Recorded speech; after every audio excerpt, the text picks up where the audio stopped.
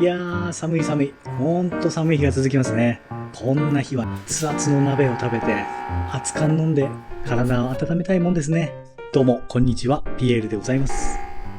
本日収録しているのが12月の5日になるんですけれども、我々料理屋は今がまさに繁忙期でして、特にね、うちの店は年末におせち料理が控えているので、それの準備もあってね、朝から晩まで忙しくさせていただいております。今年もあと少しなので、いい年を迎えられるようにお互いラストスパート頑張っていきましょう。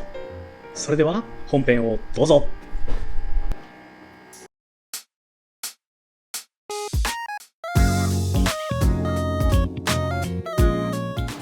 はい、というわけで始まりました。改めまして、とある料理屋料理長のピエールと申します。本日は山形県県産ブランドである庄内北前ガニをさばいていきたいと思います。その前に当チャンネルの簡単な紹介を。このチャンネルは1年を通じて旬の魚のさばき方や刺身の作り方を解説を交えながらご紹介しています。最新情報のお見逃しがないよう、よかったらぜひチャンネル登録をお願いします。はい、では始めましょう。今日はお客様のご要望でですね、蒸したカニを食べたいということなので、今ちょうど蒸し上がったところですね。まあサイズにもよるんですけれども、だいたい20分ぐらいを目安にいつも蒸しています。はい。で、これをですね、水できれいに洗ってですね、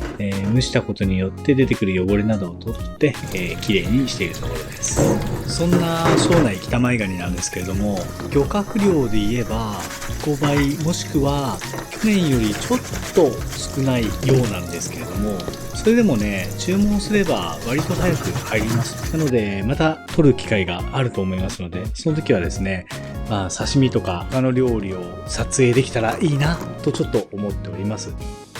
綺麗な型で立派ですね。これで1杯だいたい 900g になります。この庄内北前ガニのグラムによってちょっと規定がありますので、それは後でお話しいたします。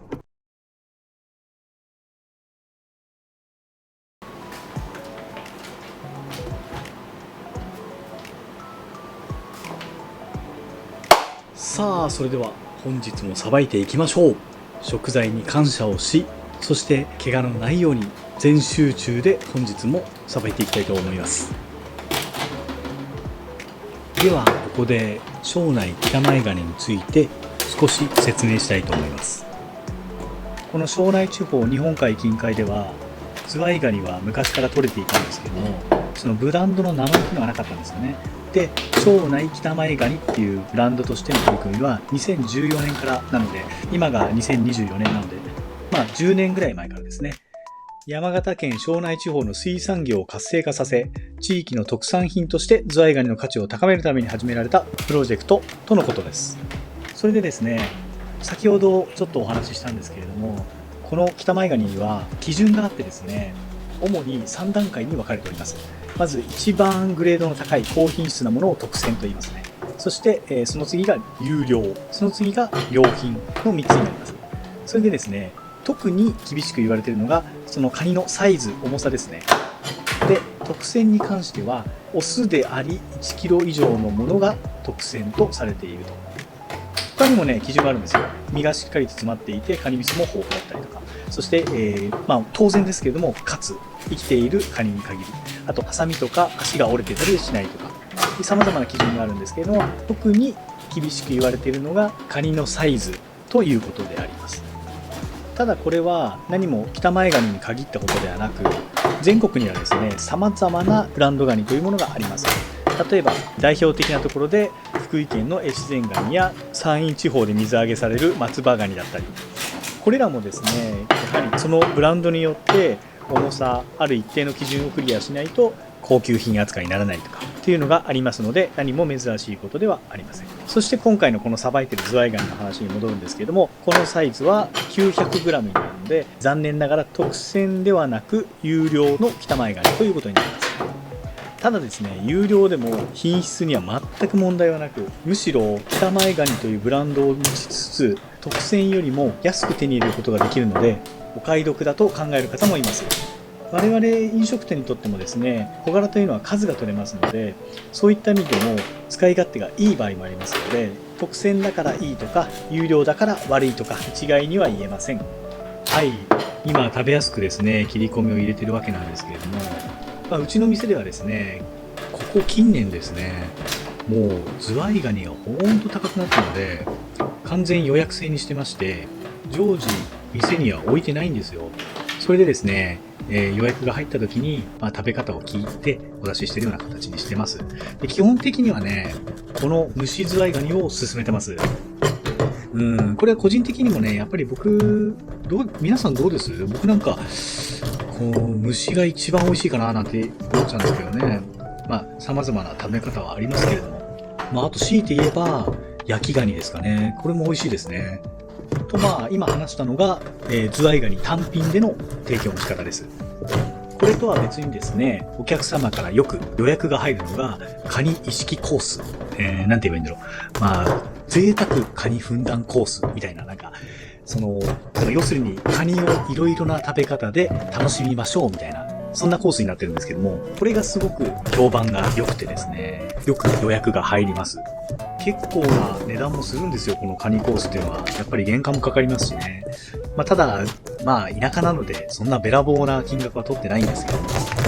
それでもね、ここ数年ですね、やっぱり北前ガニの知名度っていうのが全国的に広がってきたのか、県外のお客様からとかの予約が非常に多くなっておりますね。本当にこれは嬉しいことです。はい、今ちょうどカニの本体の部分ですね。本体から甲羅を取り外すところです。まず、ふんどしと呼ばれるカニにとっての呼吸器官、腹筋の部分ですね。ふんどしと呼ばれるものを外し、その後甲羅を取り外します。で、この今取ってるところが、いわゆる魚でいうエラの部分ですね。ことカニに関しては、これをガニと言います。で、これはね、別に食べても害はないんですけれども、はっきり言って全く美味しくありません。なのでね、よくことわざじゃないんですけど言われてるのが、カニは食ってもガニ食うな、みたいなことは言われてますね。はい。そして、カニ味噌をですね、こうやって器に入れていきます。これ今、ふんどしですね。ふんどしの中にも味噌が入っているので、味噌を取っていきます。でね、これ、ほんと人によるし、私もね、その時によって違うんですけれども、今回はね、ちょっと撮影だっていうのでね、ちょっと綺麗に盛り付けようかなと思って器にこう移してるんですけれども、本当はね、甲羅の中にカニ味噌を入れちゃった方がいいと思います。っていうのはね、その後、甲羅を洗わないで、ままカニ味噌を入れて置いておけば、お客様がその後ですね、例えば日本酒を入れて飲んだりとか、そういったことができるんですよ。後で皿に盛ったところをお見せしますけれども、カニの甲羅を利用するっていうのも一つの手だと思います。そうそう、さっきお話しした当店のカニ意識コース、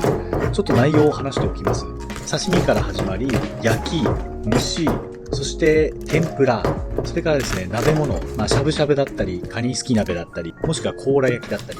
あと場合によって茶碗蒸しがついたりします。そして最後にですね、鍋に残っただし汁で作る雑炊だったり、もしくは炊き込みご飯なんかをお出ししております。ちょっとね、こう喋っててもちょっとイメージつかないと思うので、写真をポンポンポンとちょっとお出ししておきますので、よかったらご覧ください。はい、こんな感じになります。どうですか？どれも美味しそうでしょう？めちゃくちゃうまいんですよ。ぜひね、皆様にはいつか食べてもらいたいです。はい、無事にさばき終わりました。それではね、せっかくなので皿に盛り付けていきたいと思います。こちらになります。どうぞ。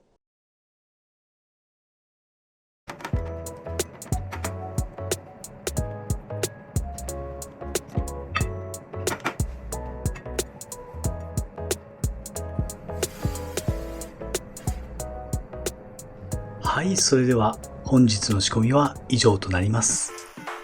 最後までご視聴いただきありがとうございました。それではまた次回お会いしましょう。おっす。